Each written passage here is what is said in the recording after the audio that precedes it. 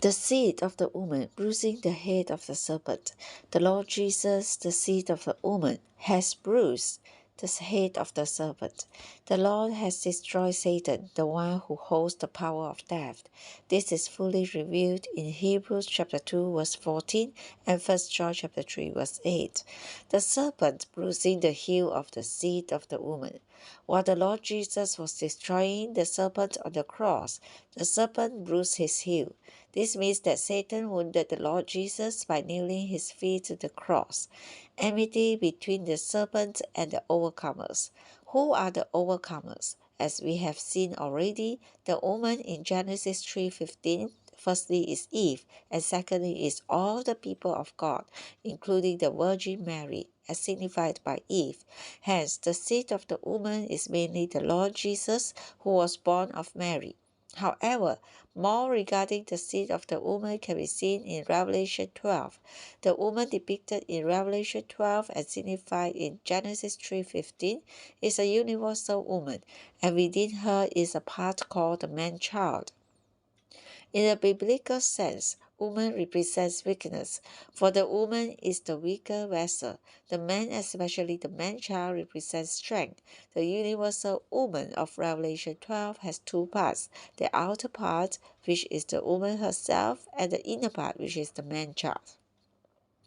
The outer part, the woman, is the weaker part. The inner part, the man-child, is the stronger part. All the people of God are the woman, who is somewhat weak. But among all the people of God is a stronger part, which is the man-child, the overcomers.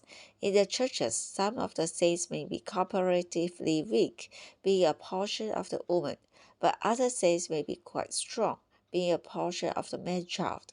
This man-child may also be considered as a part of the seed of the woman. The man-child is the stronger part among the people of God. The entire people of God are the woman, and the stronger part of the people. God is the man-child. Therefore, the man-child is also a part of the seed of the woman. I like to compare Revelation 12 with Genesis 3. In Genesis 3:15, we have three main items, the serpent, the woman, and the seed of the woman. We find the same three items in Revelation 12, where we see the old serpent, the universal woman, and the man-child. Have you seen how these two chapters correspond to one another? The ancient serpent of Revelation 12:9 is the serpent of Genesis 3. The universal woman of Revelation 12:1 is the woman of Genesis 3:15. And the man-child of Revelation 12:5 is a part of the seed of the woman that is also mentioned in Genesis 3:15. If you do not understand Revelation 12, you will not be clear in full about Genesis 3:15. In this small verse, three major items were unfolded, the serpent, the woman, and the seed of the woman. It is difficult for us to understand these three items without reading through the entire Bible until we come to the book of Revelation. As we come to Revelation 12, we discover that the serpent of Genesis 3:15 is the devil. For Revelation 12:9 speaks of the ancient serpent, he who is called the devil and Satan. The woman is not only Eve, but all the people who put their trust in God, including the Virgin Mary. For God's people occupy a feminine position before Him. Furthermore, we see that within the woman is a stronger part called the man-child. Therefore, the man-child of Revelation 12 is a part of the seed of the woman mentioned in Genesis 3:15.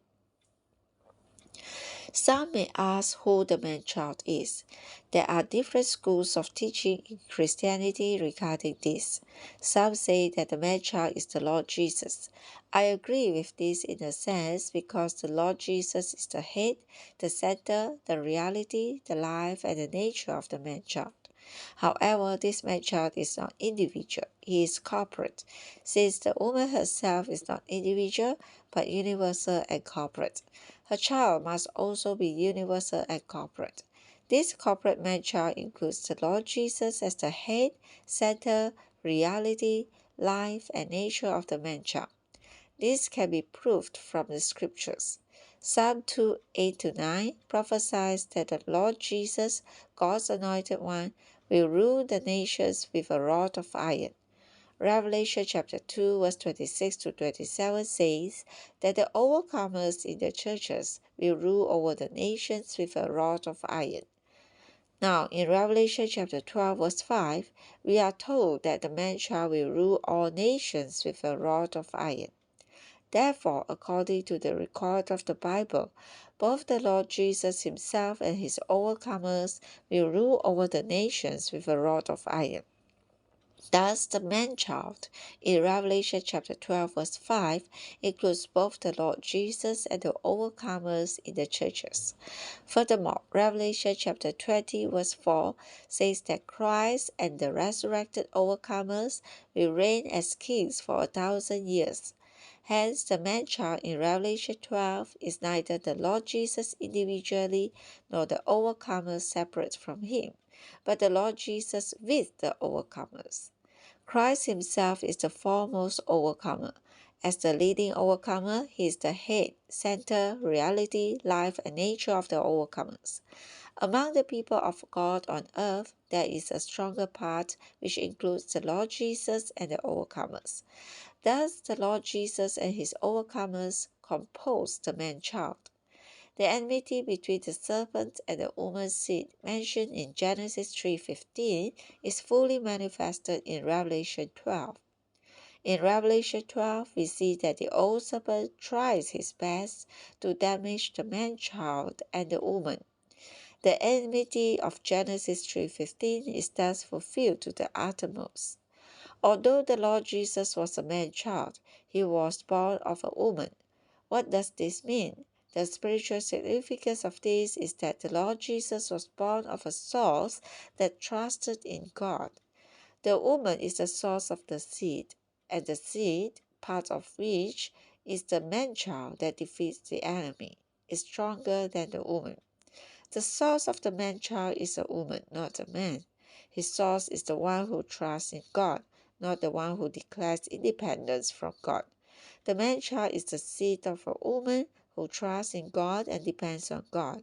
The Lord Jesus was the seed from such a source.